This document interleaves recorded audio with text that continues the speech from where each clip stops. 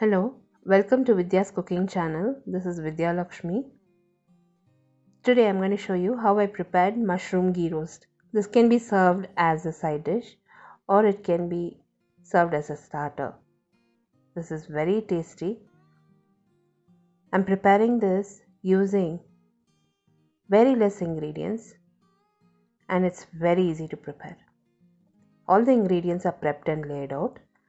Here you can see I've prepped, washed, pat the mushrooms dry and chopped it into halves and reserved. I'll be using ginger and garlic paste. For the masala powders or the spice, I'll be using garam masala powder, which is Kitchen King masala, coriander powder, two varieties of chili powder. One is a spicy version, the other one is going to be just for the color, paprika powder, and turmeric powder. I'll be using tamarind pulp, finely chopped onion, curry leaves, and slit green chilies. We can either use yogurt or lime juice. Here I'll be using yogurt. I've heated a wok on medium flame. To the wok I'll be adding ghee. For the ghee not to burn, I've also added oil. All the ingredients used in this recipe, along with a detailed blog post, the blog link will be listed in the description box below this video.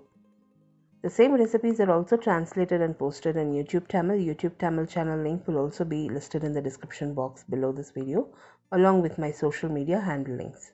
Once the ghee and oil has heated, I've added the finely chopped onions, slit green chilies and curry leaves. I'm going to fry the onion, green chilies and curry leaves first. I've added the ginger and garlic paste right now, but once the onion has fried, we can add it then also.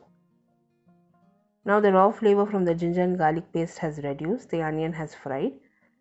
At this point I'll be adding the spice powders, chili powders, coriander powder, turmeric powder and the garam masala. We'll allow the spice powders to bloom in the oil. It has to fry but not burn. I've added the mushrooms and the tamarind pulp.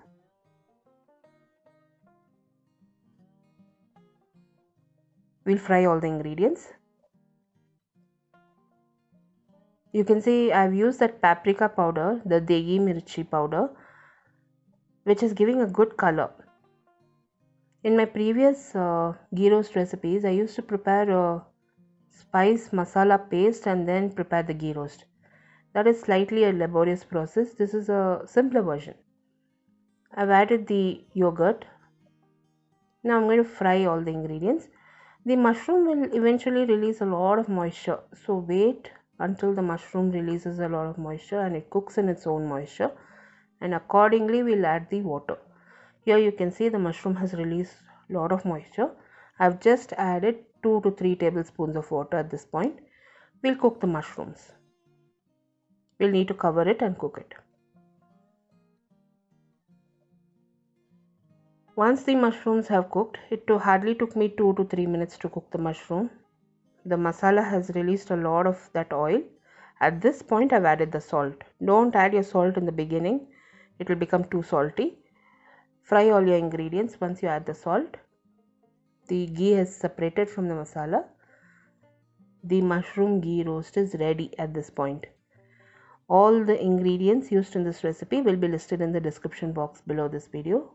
A detailed recipe will be posted on my blog. The blog link, my social media handle links, the Tamil channel link will be listed in the description box below this video. I'm finally finishing off the mushroom ghee roast with bit more ghee and I'm frying it further and I'll serve it as hot as possible. This turned out excellent. Give this recipe a try. If you enjoyed watching this video recipe, give me a thumbs up and subscribe to me for more recipes. I will be seeing you soon with the next recipe video. This is Vidya Lakshmi. Thank you so much for watching. Bye bye.